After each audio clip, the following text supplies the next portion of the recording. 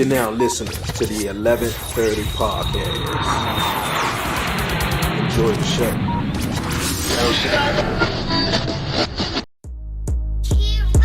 I'm from the city, DC, that's where I'm from. 1130 podcast, Dre and Willsy is the one.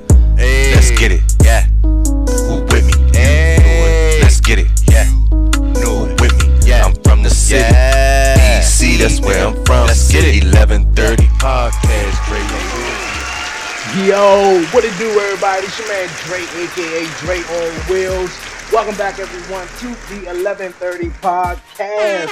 What's good, everybody doing out there? Appreciate everyone tuning back in to the podcast show, man. You know what time it is. It's not 7:30, it's 11:30. I'm excited. I'm happy to be back here on YouTube, man. Like I've been somewhere, man. I've been doing Beyond 11:30 and, of course, Talk Pro Wrestling. But back up here on the main podcast show, man. Got some amazing guests that's going to be joining me this season. But you guys, man, if you're new to the podcast show and if you haven't done so already, I don't know what you're waiting for. Definitely hit that subscribe button down below. Like it, comment it, share it. And don't forget to follow the 1130 podcast on all social media platforms. All right, man, I'm excited. As always, the podcast show is back. Another Wednesday, man. We here. Like I said, you guys, man, I got some amazing guests that's going to be joining me throughout this season here on the 1130 podcast show, man. It's going to be great. But I got a guest that's joining me this week on this week's episode. Of course, my guy, Cliff Seek, man. He's an entrepreneur. He's an amazing dad. He's a businessman. Yo, he's going to be joining me here on the 1130 podcast in just a bit, man. We're going to be tapping in and checking with him and sharing his amazing story from being incarcerated to having his own business and all of that, man. So we ain't gonna waste no more time. We're gonna actually bring on my guy Cliff. What's going on with you, G? What's going on? Hey, man, how you doing, black man? Hey, man, I appreciate you, man. I'm doing well. Appreciate you coming through here on the show. How life treating you? How's everything? Oh, man, I'm definitely appreciative that you had me on the show. Shout out to 1130 podcast. I was watching it and like what you're doing. And life is interesting for me. So, you know, I'm surviving, I'm living, and Okay. so, you know, I want to thank God for that. Hey, that's what's up. Definitely got to thank the man above for that one, man. You survive, you here, you living, man. It's another day above water.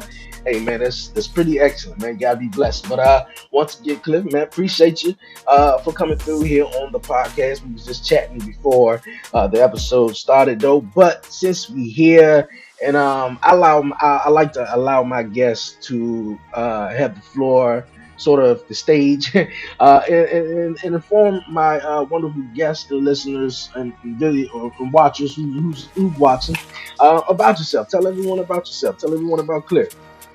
Well, my interesting story is because I wanted to be a gangster when I was young, and I chose. I'm from a suburb, so it's like Columbia is in the middle of DC and Baltimore, and I wasn't raised with a silver spoon in my mouth. My father didn't want me to be raised in the city, but you know, if you want to attract trouble, trouble's going to attract to you.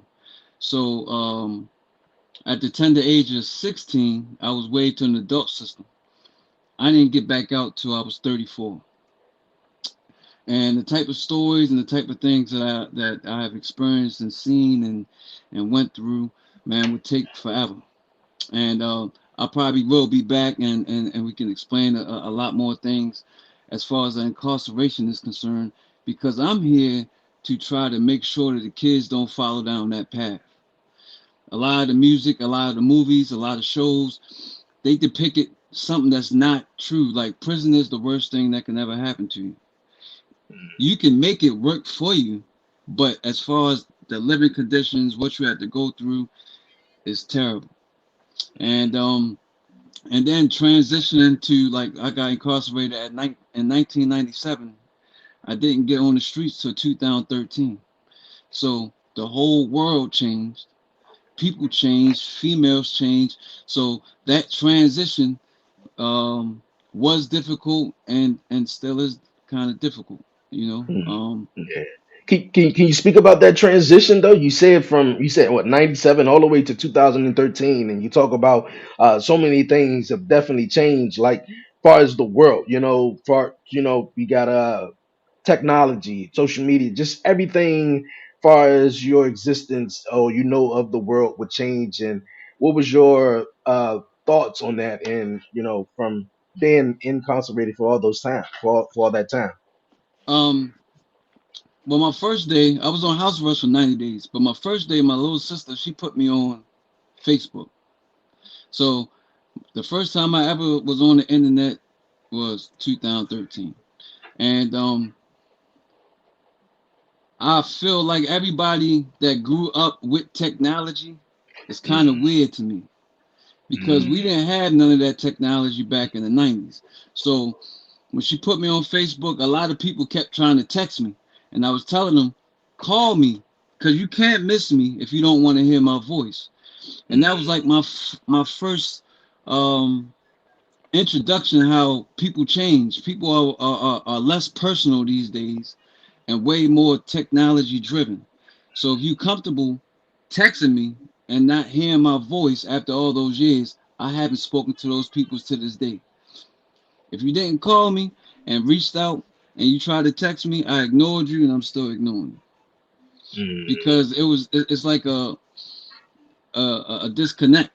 You know what I'm saying? To me, to reality, I'm used to talking, hearing your voice, seeing how excited you are. I can't get that through no text. Yeah. Um, and it's just how can I explain? It's just like everything changed. Like I needed a GPS to get right around the town where I'm from. So many roads changed and it was just overwhelming. It was Yeah. um it was a big disconnect with my family because as and that's one thing that the kids and everybody that goes to jail needs to understand is that you are dead to most of the people. You go to prison, you are dead. So the only people that really keep you alive is like your inner family. It's not your whole family. It's the inner family that has that unconditional love for you. I'm talking about your parents, sisters. Everybody else treats you like you gone. So then when you come home, when I came home, I was expecting way more love than what I got, and Mm. it showed me how hard it is out here. And and I ain't get no love. I ain't get no love from the people I thought I was gonna get love from.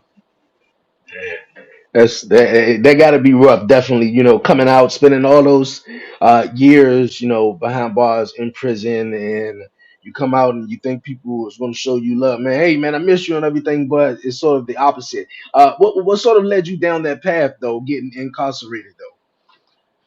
Well, like I said, my father moved out here into the county, and we live in a good neighborhood.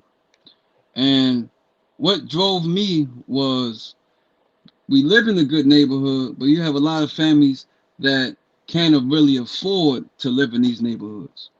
So I'm going to school with kids whose parents are, if they're not rich, they're well off. And I wanted to fit in. My family was shopping at Value City. Everybody else family shopping at back then it was Hex. That's how you know how long it's been. And Yeah. and all those type of stores. So me and my little sisters, we didn't really fit in. We our style. So the only way that I started wearing the Jordans and the Tims and things like that, I had to get in the game. And a little inside information is like because this county is in the middle of DC and Baltimore, you have guys that get money and they move out here, but they looking for somebody to do some things out here too.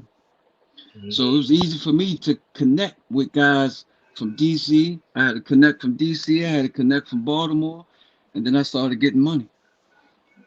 And now I wasn't even competing with my schoolmates. I'm competing with their parents. You know what I'm saying? So, if they got Jordans, I want Jordans. Then I had to make sure my little sisters had the same thing on the same level that I had. So really it was materialistic things at that young age that No. got me into the game. Oh, okay, okay. Was it more so that you didn't that the parents weren't providing it or didn't have it as much, and or that you just saw your peers and these people in the games that had nice Tims and nice clothes and everything that you wanted it too as well. Well, my father was like a correctional officer, and Hmm. my mother didn't work, so Okay. he couldn't afford it. It was I got five sisters and me, so it was six of us. So he couldn't afford to give me $120, $130 pair of shoes, Tim's, jackets, starter coats was the thing back then, and so he couldn't do it. And I wanted to be me. I wanted to shine like everybody else wanted to shine, and that's why most Mm, guys get in the game because we see those things that we glamorize at that young age. And if I had the maturity, it would have went different. But back then, that's what mattered. yeah. Me going to school shining. Me, I remember the first time I really started hustling. He brought me some knockoff Tims, and some dudes was really joning on me. And about a week later, I popped up with the brand new Tims with the real joints. And then from there, it was just a snowball effect because you might just get into the game for drug, for money, but a lot of other things come with that. Gunplay Mm, would come with that, robberies and all that. And even though it's a county, the same things happen in the county that happen in the city, just at a slower pace. mm.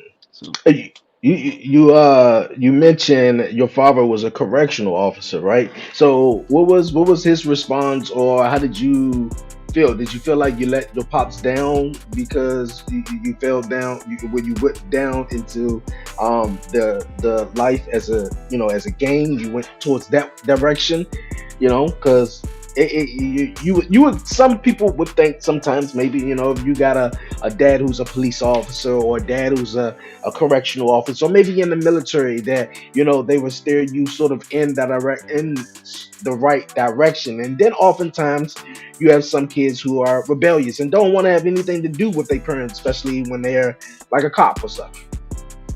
well, um, it will coincide with my later thoughts, and we can get to that in a second. But it's like I let him down, but well, ain't no buts in it. I definitely let him down. But before I got waived to an adult system, I had already started going through the juvenile system, and Okay. so I let him down before. Unfortunately, I let him down before I got my lot of time. But in these days and times, even back then, my father worked so much. I respect him because he took care of the house, but that means I couldn't see him that much. So Mm, in his absence, I'm kind of fast because my first like 8 9 years I was in New York. I come from New York, okay. so I appealed to a lot of these older guys out here that took me underneath their wing, and I was just, I don't know where it came from. I was just like a bullet in the gun. I was fast paced, and at that time, the you're not really worried about who you letting down. It's about, man, what I'm doing and how I'm looking and what I got. And if you can't provide it for me, I respect you for the man of the house. But at the end of the day, I'm gonna go ahead and get it how I see it. Okay, okay. Hey man, some things, definitely, work out like that, man. You got, older and you wanted to, do certain things how you wanted to do it though. But, you know, being incarcerated and like you said, all those years come out, the world has definitely changed though. What was the first thing you really noticed? Like you said, cell phones, you ignored everybody who texted you because I could tell you were definitely a phone person. You would rather talk to someone over the phone, hear their voice, rightfully so, because the world definitely has changed. People rather text and emails and everything like that. So, what was sort of the first thing you noticed, though? Even you also mentioned as well too that once you got out, you didn't sort of start dating or meeting women until about 34, right? Yeah. Yeah. So, yeah, what was the first thing that sort of you had to adapt to in the new life? Um. I had just to adapt, like I said earlier, like it was a cold world. I didn't get no support. All I had was my father and my sister. So I didn't have a lot of money after I got out. I was on house arrest for the first 90 days. So that acclimated me. That gave me time to acclimate to, a lot of different websites and just seeing how it was. But getting out there, I think a lot of people clowns, and you know what I'm saying. It's like a lot of people, because I started, like I said, I started life back in '34. I'm meeting a lot of people that's still doing the same exact shit that we was doing when I was 16. Mm. So I had to separate myself from those people. And then meeting women, like my first job was Pizza Hut, but I knew I was going to start a business. I'm driven, I'm ambitious. I took some time in there to really study to be an entrepreneur. And women, man, they gave me the cold shoulder. I'm working at Pizza Hut. You know what I'm saying? Yeah. and yeah, I got strong opinions of women these days. I don't want to make too many enemies with women, but uh, in my opinion, the modern day American woman is damn. They got a prostitute mind frame. Mm. Even if they don't understand it, because it's like some form of change of finances has to happen before they feel you are worthy to have them. I don't care if it's some alcohol. I don't care if it's some weed. I don't care if you just take them out to dinner and you don't put no money in their pocket, but you spend money. That's not no difference than a hooker. They want money. So it's like, if you fast forward, we'll go back and forth, but if you fast forward and I started a business and now I got my own table laid and I don't need a woman for nothing. So when I'm meeting these women, I'm like, man, what you bring to the table? I swear most of them talking about me. You, that's not enough, man. You know what I'm saying? Like, what do you bring? So it's like, these days, like back in the day, when you meet a woman, y'all went through the talking phase. Y'all got to know each other. You know what I'm saying? And to me, in my experience as a woman, it was Bonnie and Clyde. You know what I'm saying? If a woman dug you, she was digging you for you. And a lot more women back in the '90s was more, man, I help you build you up, and then in turn you gonna get this. Not these days. These days is, man, you got to come like you're a millionaire. You got to come like, what can you provide for me, boy? Nothing. What are you providing for yourself? You know what I'm saying? So now I'm Amen. single now because I'm just like, man, women take a lot of too much energy, and it's not a whole bunch of reciprocation.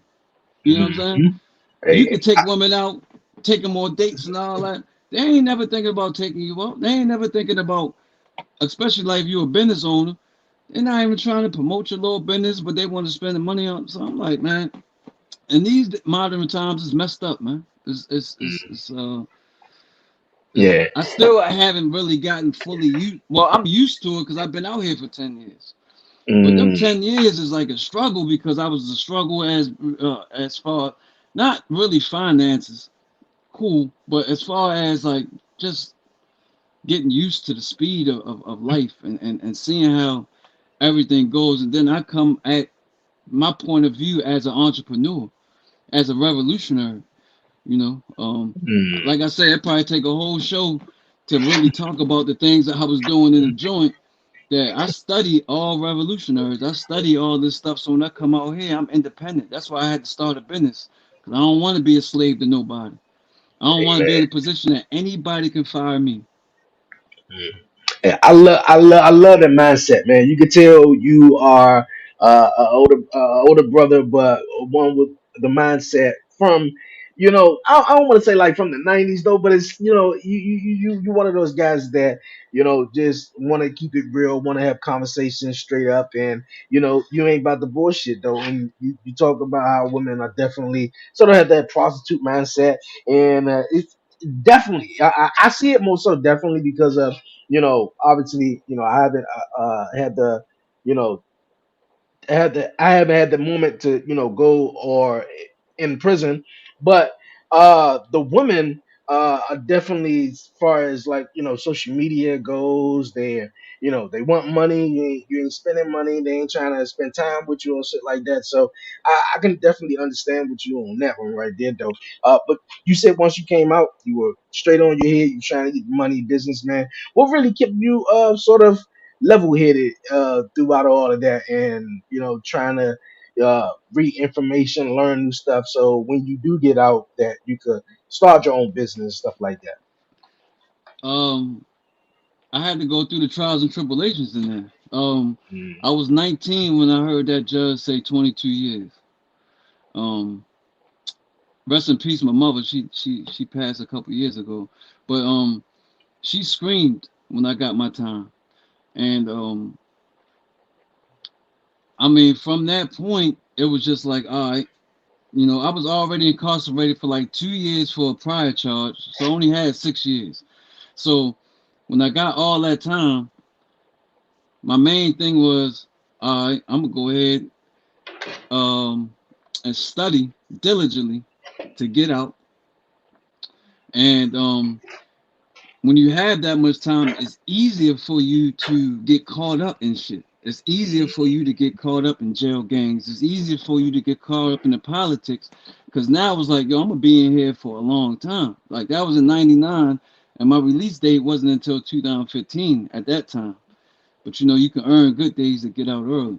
So, what what drove me to start becoming an entrepreneur was everybody was coming back. So you got to think about. Mm. I seen thousands of guys go in, come back, go in, and Wow. everybody telling me, "Oh, it's impossible to stay out there. You can't get a job. You can't do this." So I'm thinking like, "Damn, I'm hustling in the joint. I'm making my money." But I'm like, man, the only way to stay home, I got to own. I got to be a king out there, not just a king in here.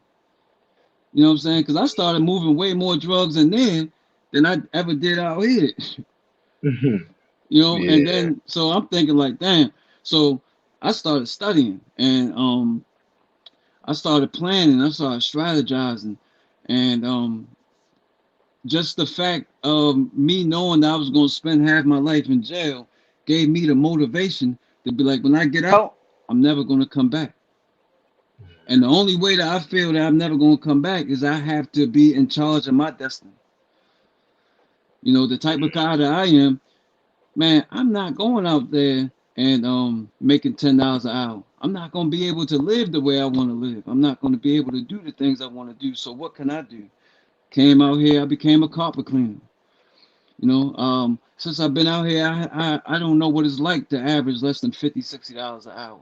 Because as an entrepreneur, you're not gonna get rich overnight. It's gonna take a long time because you're gonna have bills, you're gonna have, just things. But the most powerful thing we have in our life is time. So anytime that I leave my house to go on a job, it's going to be worth it. And I don't want to be a slave for anybody else's dreams. When once you study business and study things, you see how easy it is to become a boss.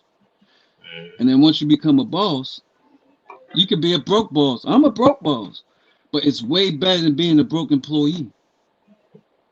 I like that. I definitely like that, man. I definitely like that. A lot of and you mentioned one thing too. A lot of brothers you saw come in and go. I mean, leave out. They came back in. Leave out. Came back in. And when you hear those stories and how the correctional officer will be like, "Yo, man, when the guy was on the way out, see when you're on your way back in."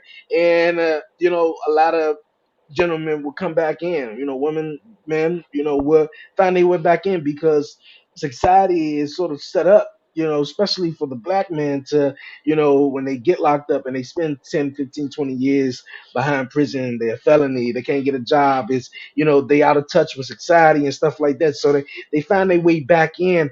And you said before you could get out, you you studied, you did a bunch of stuff to where as though you could be the boss of yourself and to make it out there. What consistently was it?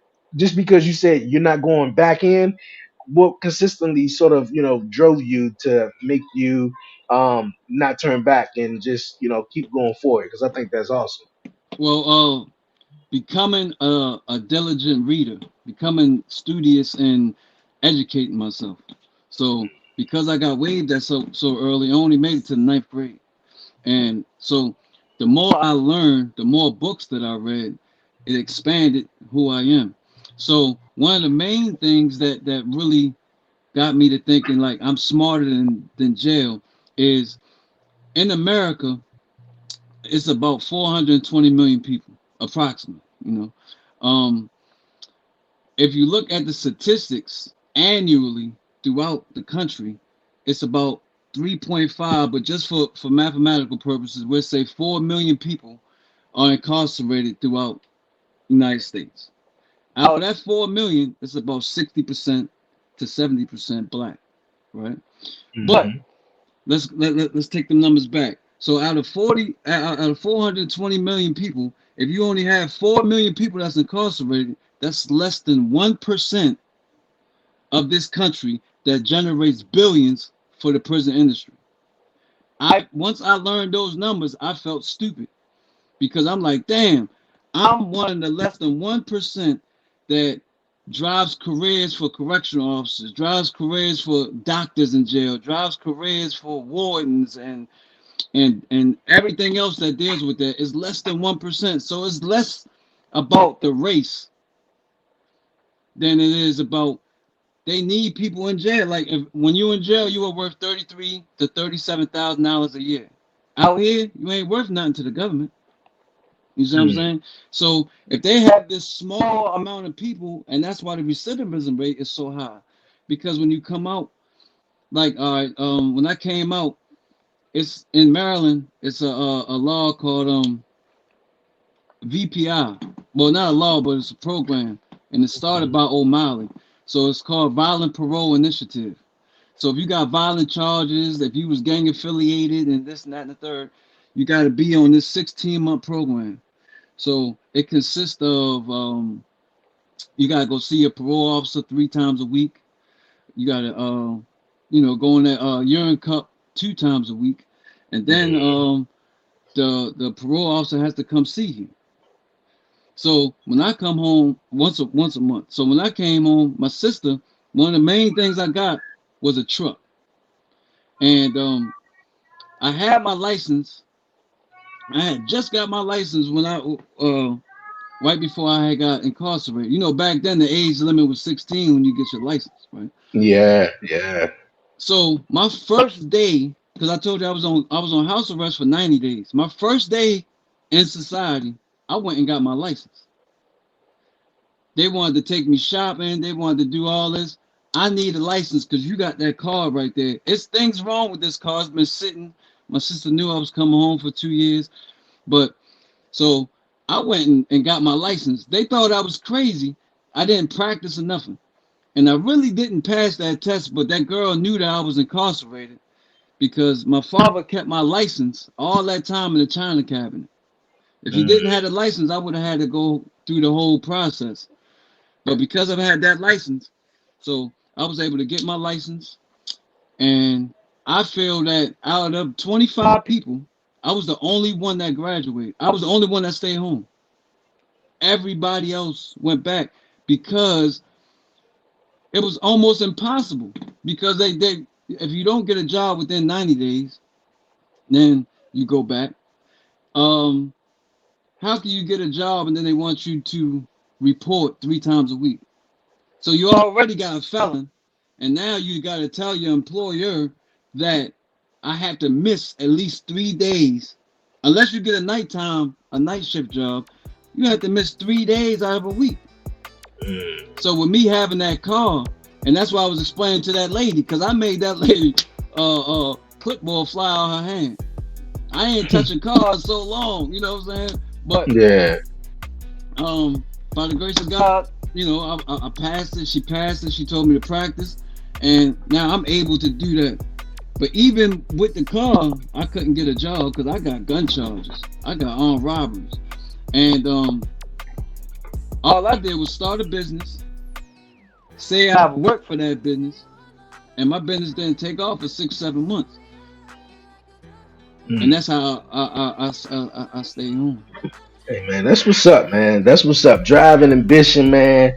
I think is wonderful. Definitely wonderful, wonderful, especially for the black man. And you spoke about it, man. And I heard about it numerous of times where I was watching, numerous of things, man, from documentaries or whatever, though. But that is one thing that uh, the the country itself, America, man, makes billions and millions and billions of dollars on people, sending black people, majority black people, to jail and prison, especially for stuff, small crimes or whatever. But man, oh man, what keeps you motivated? What inspires you now to this to right now to this day? That's a good question, man, because I have lost a little inspiration. Last year I broke my rotor cuff, so I have to reinvent myself, and that's why I'm getting more back into the podcast. And I released the book in 2015. We can go back to that. Um, what keeps me motivated is I really feel like God allowed me to survive all of that and keep my sanity to bring forth change. And a lot of people, um, they don't listen to me, but I don't feel nobody should just have it. Everybody needs to be a registered business owner. Every single person, because you have to be able to be on a path to control your own destiny. So, say I hire you, I have contracts with banks and things like that. You are working for my goal. You are paying for my son's life. You are doing the things that I need done, and there's a cap how much I can pay you. So even if I think your value is like $200 a day, I can go get somebody else for cheaper than that. So when you come at me as an employee, you are putting a cap on yourself. But if you just take that plunge and go ahead and spend that couple dollars, you can become a LLC, or you can open up a business, get a free EIN number. I teach these things to people that want to listen, and you increase your value. I could pay you more as a subcontractor than as an employee just doing a regular job. Now, if you're comfortable with your job, you have to start understanding tax codes. So a lot of black people don't read. That's why the jails are filled up, because it's things that's available for us that's right there in our face. But if you put things in a book, a lot of people not going to see it, right? Um, so if you became a business owner, for one, W-2s pay the highest tax bracket. And if you just register as a business owner, now you're going to be building up business credit.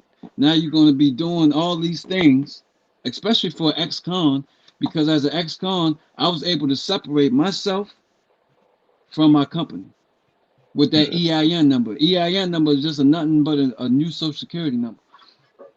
And so that's what keeps me motivated. My 8-year-old is my inspiration.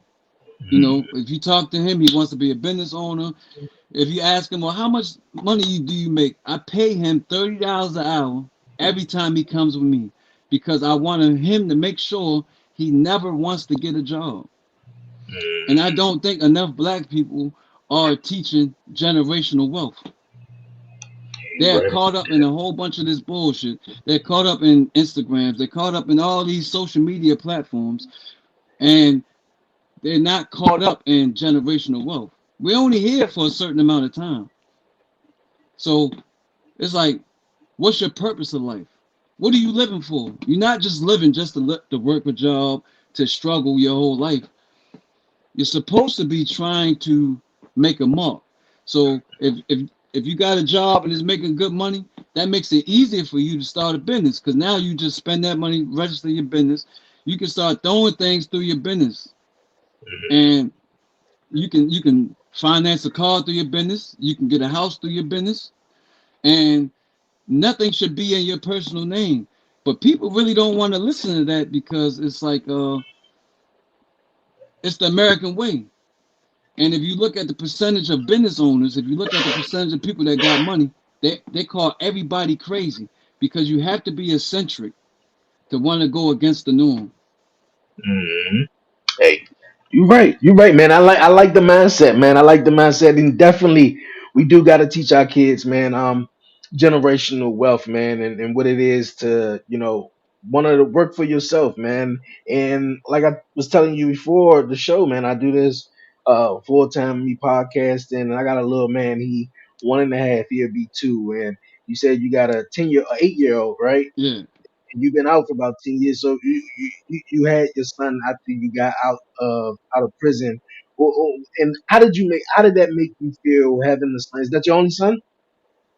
Yeah, it's my only kid. Okay, okay, yeah. Because How did that make you feel?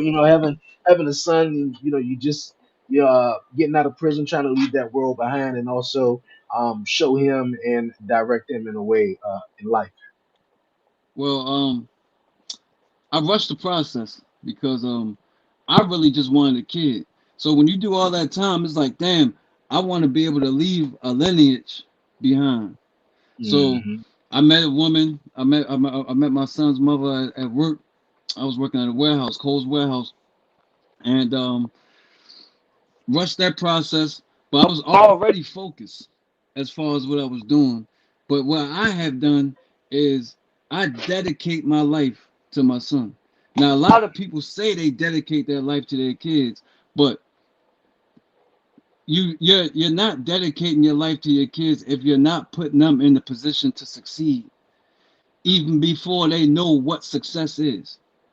You see what I'm saying? Like my son has 30% of my company.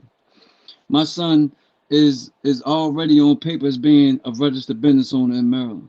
So he's already a king. Like a lot of black men, black women, kings and queens. The only way you can be a king and queen, in my opinion, in this country, is to own a business. Because you don't answer to nobody. When you going in that path, you running your own domain. So um, having the child really made me focus on what I had to do, but on a higher level.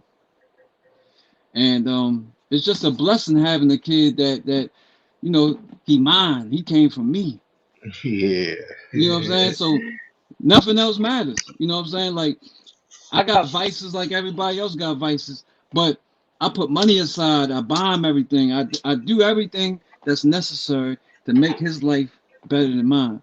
I feel that that's why I'm still on the streets because I dedicated my life to raising him. That Mm. takes me out of the club scenes. That takes me out of wanting to be on hanging out. I'd rather hang with him than hang with a bunch of niggas that ain't talking about nothing. Hey man, You, that's some real shit right there. I like you that, know, man. I mean, I don't have a lot of friends. I have business associates because I refuse to hang with a bunch of people that have been brainwashed to think that being a slave is acceptable. I remember one of the Kanye West songs. He said, "Man, more people would know. What do you say if they're free? No, that they slaves. Or no, more people will be free if they know they slaves. So Mm. you could be a slave to designer. You could be a design. I mean, to clothes. You could be a slave to drugs. You could be a slave just of being seen instead of being free and just doing what you need to do every day to build your legacy and your kids' legacy." Hey, I dig that, man. I definitely dig that. Look at, I appreciate you for sharing that, man, and definitely keeping you motivated and inspired, man. And also congratulations, man, definitely for having a little one, man. I think that's awesome, man. Definitely want to leave your legacy behind. Okay, before we move on here, you do have an awesome business. Tell everyone about it though, real fast. A cleaning business, right?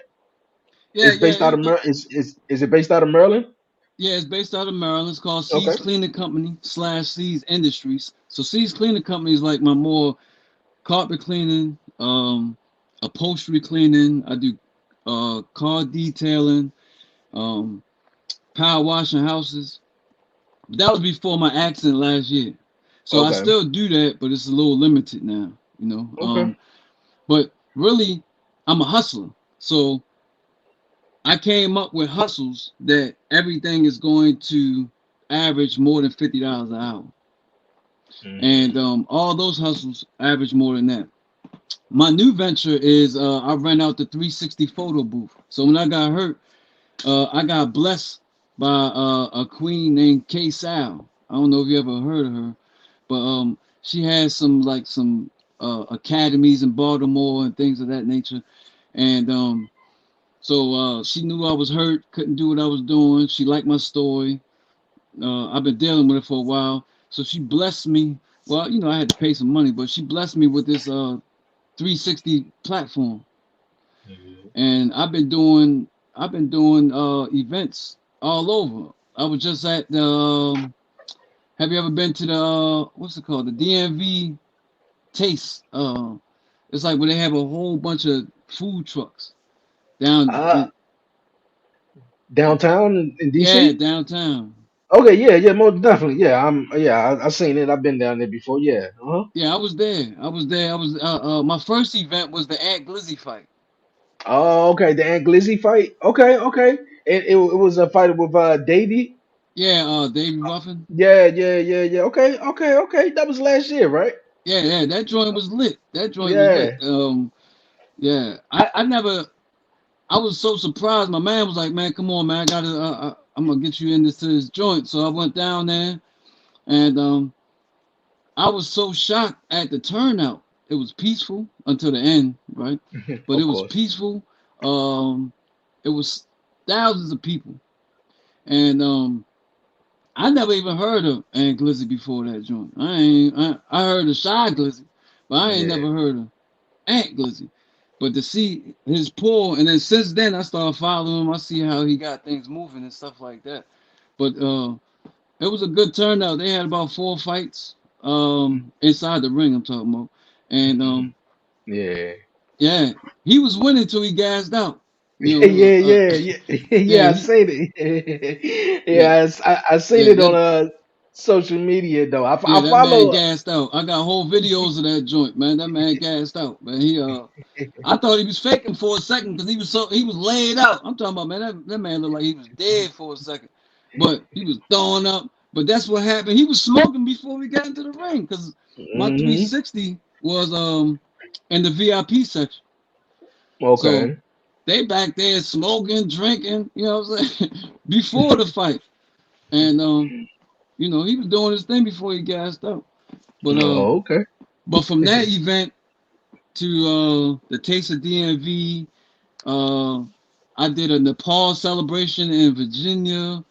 I did at least 8 to 9 different birthday parties, and I charge $85 an hour. And my platform is big enough to fit 4 people on there, so I have the cheapest prices in the industry. Everybody charging like 150 on up, and one thing I learned about business is everything is price gouged. If you're gonna pay it, I'm gonna charge it. That's the mind frame. But me, I'm like, man, I'm gonna charge you this much, and now, like every sale generated other sales because that price is affordable. Hmm. I You dig know, it, man. Yeah, I dig it. I dig it. I love the job. Like I said, man, the ambition, man. Great business, man. I follow David Ruffin. I know he's definitely in the DMV, a comedian and Anglais. I remember the fight them talking about. So that's what's up. So you're in what part of Maryland again? I'm in like Laurel / Laurel. Columbia. Yeah. Okay, okay, okay. Cool, cool, cool. Were you born and raised in Maryland? Well, I was born in Florida, and Born then in my first Florida. like 8 years was in New York. After Okay, that, okay, we moved okay, to. But I've been in Maryland since I was like 8, like 8 or 9. okay, So I okay. claim the county.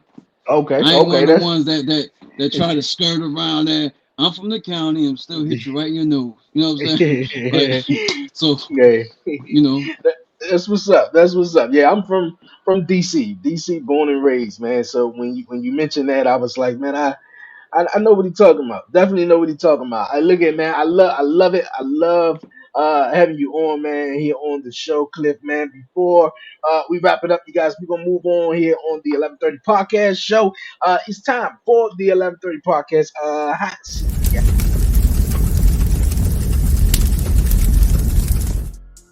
All right, all right, all right, Cliff. It's time for the hot seat. I got 5 questions for you, and we're gonna roll with it. You ready? Yeah. All right, all right. Do you have any? First question: do you have any regrets? Any regrets? Well, since I've been home, not hiring the right people in my office to make me a success. The you can't run a business without that good office. As far as what got me into prison and everything like that, it's made me to the man I am today. So it's a waste of time to regret anything. Hmm, I love it. Love that answer. Okay, number two. What is your biggest pet peeve? Seeing all my black people lost. Um, Especially like the stars and the rap stars and everything like that. They're slave to all this designer and all this stuff, and it's like they don't even promote their own shit, but where all these white people stuff, call out all these white people stuff. You don't hear nobody promoting any black stuff, any black clothing lines. They not trying to make their own clothing lines. Um, just seeing how much power people give, like Mark Zuckerberg. He like run the country. You talking about presidents? Man, that man on Facebook and Instagram. What else is you know what I'm saying? So it's like you Mhm. don't even see these stars that got the money. Man, start the next Instagram. Start the next. Stop acting like we have to do everything with them. You know what I'm saying? And be underneath for them. You can't tell me if Bootsy started his own little site that people wouldn't be in there. You know what I'm saying? So you got different people that have enough power to do it. And me trying to educate people about the W-2s. Register as a business. Even if you don't want to run a business right now, stop paying the highest tax bracket. That's because you're not reading the right stuff. You know, Mhm. and that's my pet peeve.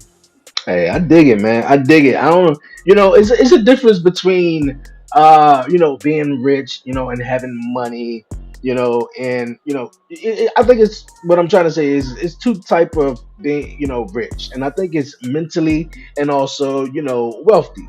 And I just want to say you're rich mentally, man. It's the way you think and the way you go about certain stuff, and especially your answers and stuff like that. And I just want to let you know. And I think a lot of people out here thinking, of course, we want to put food on the table and provide for our families and have money, take trips, do whatever, buy a nice house, a car. But I think being rich in that way is great. But I think being rich, mentally in your mind, I think goes beyond anything. So I just Yeah, wanted to real give you quick, that, man. let me rebound on what you just said about being rich. Um, Being rich is not about having to get millions of dollars, right? Because you might have somebody that's rich. You could say any little rap star, somebody that's small, right? And then you got the Mayweathers and stuff like that. So the people that's worth 1 million, they still rich, but then you got somebody that's worth 500 million. So I want people to know you are rich if you got a job and all your bills are paid and you got money left over after all your responsibilities are done. That makes you rich in your world. So you don't try, and then you take it all. It's all on what you do with your profit that's going to build that wealth. So you Hey, don't have to have millions of dollars to be rich. You have to be able to maintain your household. So if your bills are 2,500 and you making 4,500, you rich because all you got money left over to invest in other things after you pay all your bills. So hey, don't be man. trying to chase something that's out of your reach right now. Just plan it, but understand what it is, what riches is. And like you Okay. said, it's the knowledge. hmm Definitely, definitely. Hey, I appreciate that. Okay, what is your special talent you have that not a lot of people know about? Um, on Smashwords right now, I have a book called Life After Death, the novel.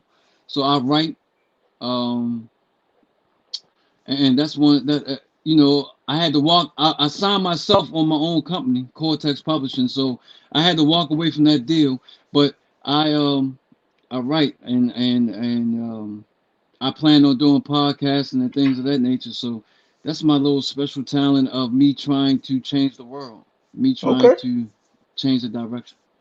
gotcha, gotcha, gotcha. Okay, all right. What are three words you use to describe yourself? Ambition, ambitious, um, no nonsense, and a father. Okay. I like that. I definitely like that, man. Definitely, definitely. Okay, last one. What moment in your life are you least proud of? What woman in my life am I least proud of? Yeah, what moment in your life are you least proud of? Oh, what moment? I thought you said what moment am I least proud of? That's a good question. Uh, I'm going to say there's no moment. Like I said, every negative turns into a positive. So it's like um, a few years ago, I met a black doctor, and he invested $150,000 into my business, um, and I'm still struggling.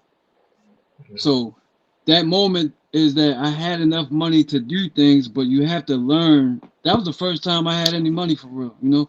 So you have to go through things to get better at things, and I would think that's my least my least moment right there. Okay, okay, man. Look at it. I appreciate it. Look at it, Cliff, man. This was awesome having you on the show, man. Chatting with me, chopping it up. It was great, man. Thank you for taking the invite and taking the time to come on the show and chat and share your story and your transformation and from being incarcerated to starting your own business, man, and just wanting to be awesome dad. So once again, I appreciate it. But before you go, you have any questions, any shout outs, anything you would like to say? I shout out to my son Jaden. I'm on here for him because I really want to start this transition of spreading the gospel, spreading that word of doing things in the eyes of the people. But I needed time. I didn't chase no spotlight before because I needed time to acclimate myself with society. It was so crazy. The pace was wrong. But I'm with the injury and everything. I'm kind of ready to do that. I want to shout out everybody in America, but I concentrate on black people. And I want black people to understand that it's not hard, it's that you are making it hard. And if you don't study tax codes and if you don't understand how to get ahead, you will never get ahead. And it's important for us to become real kings and queens, and that is through business ownership. And all my black fathers, y'all gotta stick it out. I had rough times with my baby mother, but you gotta do what you gotta do, man. And you have to instill purpose in your life. If you have no purpose, you will forever be lost. Mm, I dig that, man. I definitely like that. You definitely got to find your purpose here in life for the short time that we are definitely here. Look at Cliff, man. Once again, this was awesome having you on. The links are down below, you guys, man. If you're definitely in the DC, Maryland, on the Virginia area, and you want to hit up my man Cliff for some cleaning, stuff, man, to get your house, car, whatever, man, definitely hit him up. The links will be down below. I appreciate everyone tuning in, man, here on YouTube. The 1130 podcast show is back, man. It's back, and we got some amazing guests that's going to continue to join me, myself, here on the 1130 podcast show. But you guys, man, I'm going to take a quick break. Don't move. I'm going to come back. You know I got the WTF moment, you guys, man. For real, don't move. And we're going to wrap up the show. But you're listening and you're watching to the 1130 podcast. Appreciate you, Cliff, man, for coming through here on the show. Thank you. TW Wrestle Talk Wednesdays. That's right. Get with me, Brian B., as well as buzzing with Marlowe's very own Warren Marlowe, the American prodigy. And you see him, your man from the 1130 podcast, Dre on Wheels. That's right. We the commission talking that Wrestle Talk Wednesday nights, 5 p.m. live. Yeah, be there, subscribe, follow, like, share. Get at us. Commission, baby.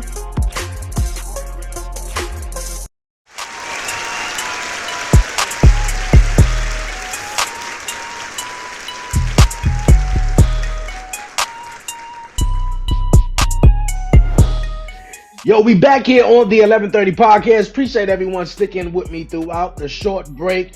Yo, Cliff White, thank you for coming through here on the show. It was a great time having you on. For everyone who's watching, this is part one of an incredible interview series that I'm going to have with my guy, Cliff White. Excuse me. Man, I need some water now. Incredible interview series with my guy Cliff White that's going to be coming out. Part one. This is part one. Part two is coming, you guys. So definitely stay tuned for that. Like I said, man, the links are down below. If you are definitely in the DC, Maryland, or the Virginia area, and if you want to check out my guy Cliff and get some work with him, or if you want to have him on your podcast or your show to share his amazing story, man, for real. Great time here on this week's episode, the return episode of the 1130 podcast show. I thank everyone, man. Thank everyone so much for definitely vibing with the 1130 podcast while I was on break, talking about wrestling and also beyond 1130. So thank everyone from Harley, my guy Brand B, Chanel, George, Helen, Gator, man, from everyone who was on the Beyond 1130 series. Them 8 weeks definitely flew by, man. 8 weeks definitely flew by. Tomorrow is the season finale of Beyond 1130, so everyone definitely tune in and check that out. Or, you know, go catch up on previous episodes, season 1 and definitely season 2. Also, the 1130 podcast Talk Pro Wrestling is live this Saturday, 3 p.m., 2 p.m. Central, 3 p.m. Eastern, 2 p.m. Central. Talk Pro Wrestling is back. We're going to be talking all things that's going on. The Rock challenge Cody Rhodes and Seth Rollins. The Rock, you know, put out a challenge, and him and Roman is going to challenge Seth Rollins, Cody Rhodes. Seth and Cody said they're going to be on SmackDown. We're going to see what happens with that and everything, you know, pro wrestling this Saturday. So definitely tune in. I'm excited to be back with the podcast show. Hello. I'm excited to be back with the podcast show. Some amazing guests that's coming this season. But before I wrap it up and head on out of here, you guys, man, you know what time it is. It's time for the WTF moment of the week, you guys. Yes, WTF moment of the week. Before I go, man, yo, This is a WTF all the way, man. Yo, a guy was staying at a hotel at the Las Vegas Strip Resort, man. Yes, the Las Vegas Strip Resort. And come to find out, man, he went to sleep, got in his bed, and I'm calling it a night, man. You know, man, been an incredible day or whatever, and so much to do just about in Las Vegas. And my man get in the bed, and like I said, at a hotel, he go to sleep. Come to find out, he get waking up in the middle of the night. Yes, you guys, he got stung by a scorpion.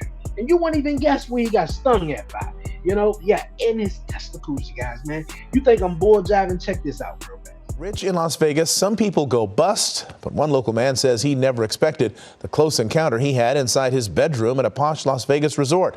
Now he's suing for what he says happened between the sheets. Eyewitness News reporter Leanne Suter here now with the details on that story, and the details are everything. Leanne. They are, Mark. Certainly going to Sin City can sting sometimes, but usually it's your wallet that takes the hit, not your genitals. But an Agora Hills man got a sharp surprise in the middle of the night when he says he was attacked by a scorpion on his testicles at a Vegas hotel. I put my eyeglasses, then I was in shock that I have a scorpion over there just hanging on my underwear. Michael Farchi says the scorpion attacked in the middle of the night as he was sound asleep at the Palazzo at the Venetian in Vegas. I woke up with a sharp pain in my private area. I was surprised. I didn't know what is that. I reached my hand to see what's happening over there under the cover, and I just got another sharp pain. The venomous creature stinging Farchi 3 to 4 times. The medical report clearly shows the focus of the injury. It happened December 26th while Farchi and his family were enjoying a holiday vacation at the Venetian.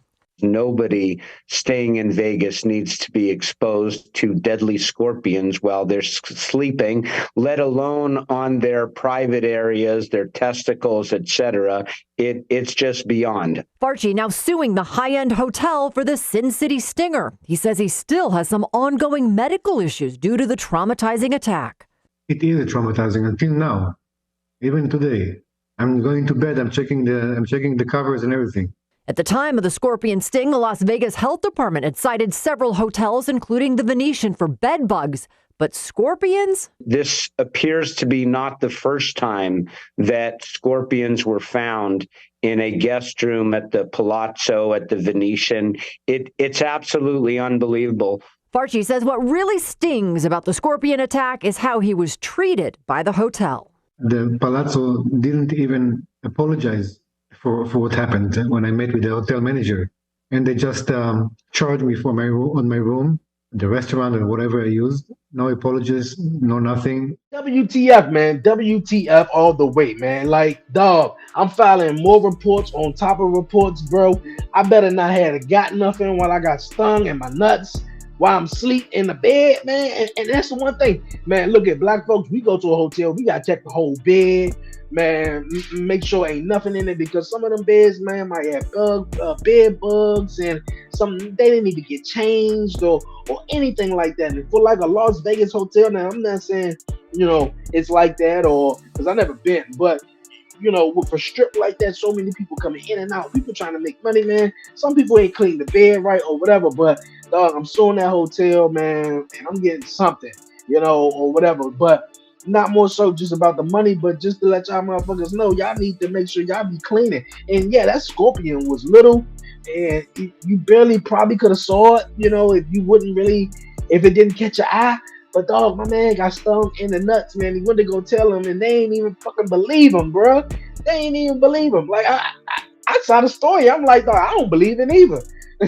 Like, WTF all the way, man, dog, to get stung in the nuts by a scorpion while at a hotel resort. And, WTF all the way. All the way, you guys. Yo, once again, thank everyone for tuning in. I'm excited to be back here on the podcast show. It's going to be an amazing season with some amazing guests, you guys, that's coming up. But if you haven't done so already this entire episode, definitely hit that subscribe button down below. Like it, leave a comment, and share it. Tell a friend about the 1130 podcast. Once again, shout out to my guy, Cliff White. Part one of this amazing interview series with my guy, Cliff White. So part two is coming soon. Definitely check out this episode and tell me what you guys think. And like I said, part two is coming soon. I'm about to head on out of here, you guys, man. Until next time, stay blessed, stay safe, man. Give all the glory to God, man. Won't he do it? Yo, for myself, Dre, a.k.a. Dre on Wheels, I'm out, man. I'm from the city, DC, that's where I'm from. 1130 podcast, Dre on Wheels, he is the one. Let's get it, yeah. Who with me? Let's get it, yeah. Who with me? Yeah. I'm from the city, DC, that's where I'm from. Let's get it. 1130 podcast, Dre on Wheels, he is the one. He the one, nigga. So let's get it, baby. He the one. With me, so Breeze, baby. Let's get it. You with me. Yeah, they gon' hate, but they ain't stopping this. I'ma keep making hits. Dre and Wheels, you know it ain't no copying. Was you sitting there on the carpet with us? Yeah, we knew we had some options. We blessed, we ain't got no problems. Speak something that I gotta be honest. Told him he was gon' blow, and that's my promise.